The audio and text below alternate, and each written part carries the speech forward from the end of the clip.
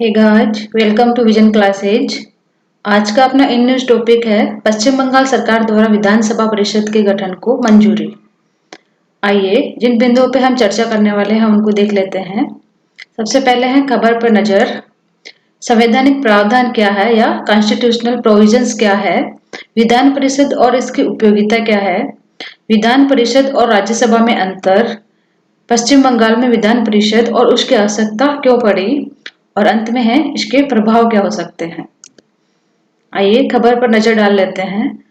पश्चिम बंगाल में सत्ता में आते ही तृणमूल कांग्रेस सरकार ने राज्यसभा में विधान परिषद यानी लेजिस्लेटिव काउंसिल के गठन को मंजूरी दे दी।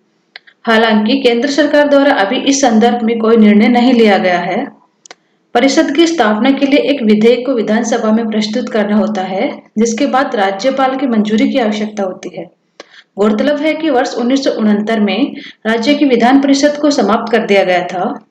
आइए जान लेते हैं संवैधानिक प्रावधान या कॉन्स्टिट्यूशनल प्रोविजंस क्या है।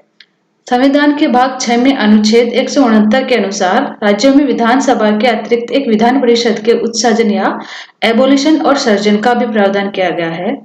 जिस प्रकार संसद के 2 सदन होते हैं, उसी प्रकार राज्यों में विधानसभा के अतिरिक्त एक विधान परिषद भी हो सकती है। राज्य विधान परिषद राज्य विधानमंडल का उच्च सदन है।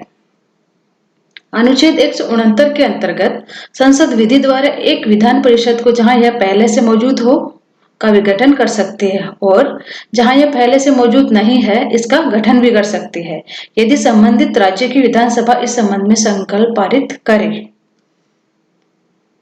इस तरह के किसी प्रस्ताव का राज्य विधानसभा की कुल सदस्यता के बहुमत और विधानसभा में उपस्थित और मतदान करने वाले सदस्यों की संख्या के कम से कम 2/3 सदस्यों के बहुमत से पारित होना आवश्यक होता है।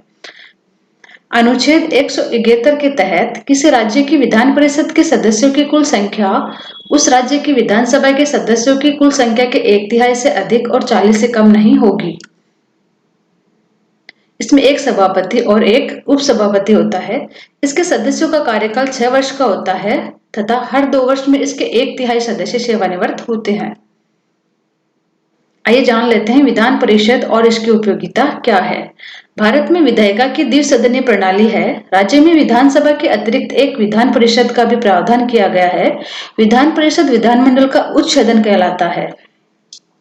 राज्यों को उनकी भौगोलिक स्थिति, जनसंख्या एवं अन्य पहलुओं को ध्यान में रखते हुए संविधान के तहत राज्य विधानमंडल के अंतर्गत उच्च सदन के रूप में विधान परिषद, यह वैकल्पिक है, की स्थापना करने की अनुमति दी गई है। वर्तमान में देश के 6 राज्यों बिहार, उत्तर प्रदेश, महाराष्ट्र, आंध्र प्रदेश, तेलंगाना और कर्नाटक में विधान परिषद है। इससे पहले जम्मू कश्मीर में भी विधान परिषद थी, लेकिन केंद्र शासित प्रदेश बनने के बाद इसकी मान्यता खत्म हो गई। ये मैप के माध्यम से आप राज्य दे सकते हैं: उत्तर प्रदेश, बिहार, महाराष्ट्र, तेलंगाना, आंध्र प्रदेश और कर्नाटक। शुरुआत में संविधान निर्माताओं द्वारा बिहार, बॉम्बे, मद्रास, पंजाब, संयुक्त प्रांत और पश्चिम बंगाल राज्यों में एक विधान परिषद का प्रावधान किया गया था। तत्पश्चात राज्यों को अपनी विधानसभा में एक प्रस्ताव पारित करके दूसरे सदन को समाप्त करने का या एक नया सदन स्थापित करने का विकल्प दिया गया। संविधान ने विधानसभा को यह अधिकार भी दिया कि यदि किसी कानून पर उनके बीच असहमति होती है तो उस विधान परिषद के सुझावों का अध्यारोहण या सुपर इम्पोज करने का अधिकार होगा।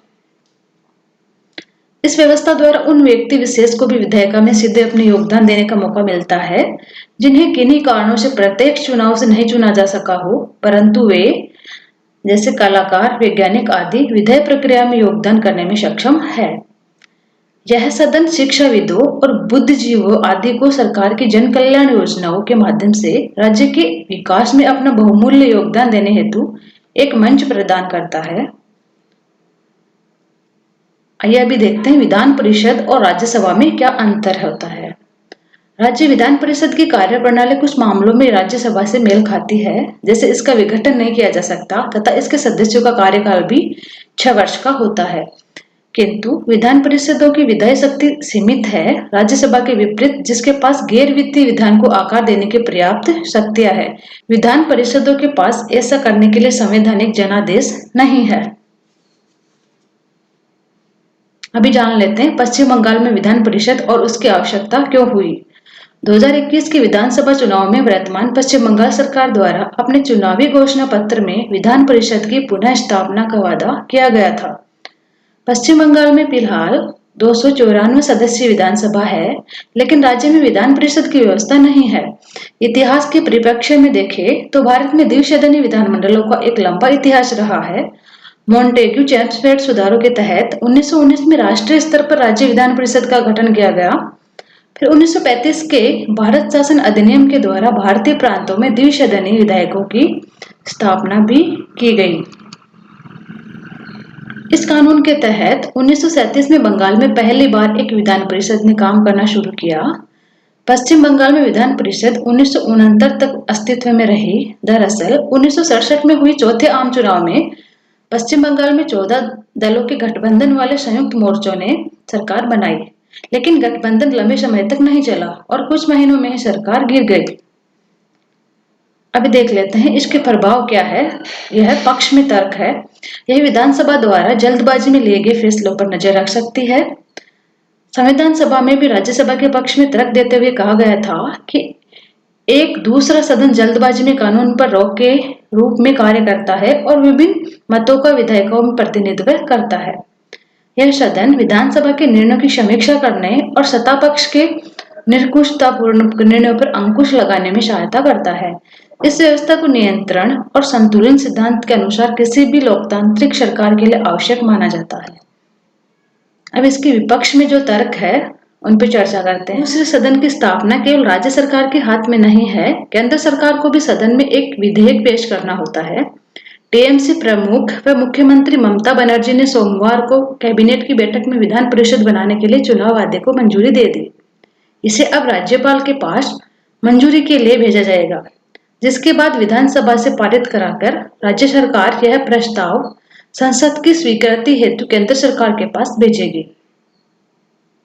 ऐसे में अगर केंद्र की मोदी सरकार इसे मंजूरी नहीं देती है तो बंगाल की ममता सरकार और केंद्र के बीच एक और संभावित टकराव का कारण बन सकता है। इसके अलावा अधिकांश विशेषज्ञों द्वारा इसे समय और धन के अपव्यय का कारण माना जाता है। इससे निष्कर्ष जो आते हैं उस पर चर्चा करते हैं। आलोचकों के अनुसार समाज के अलग अलग वर्ग के सदस्यों के नाम पर राजनीतिक दल अपने अधिक से अधिक कार्यकर्ताओं को सरकार में लाने के लिए इस सदन का प्रयोग करते हैं।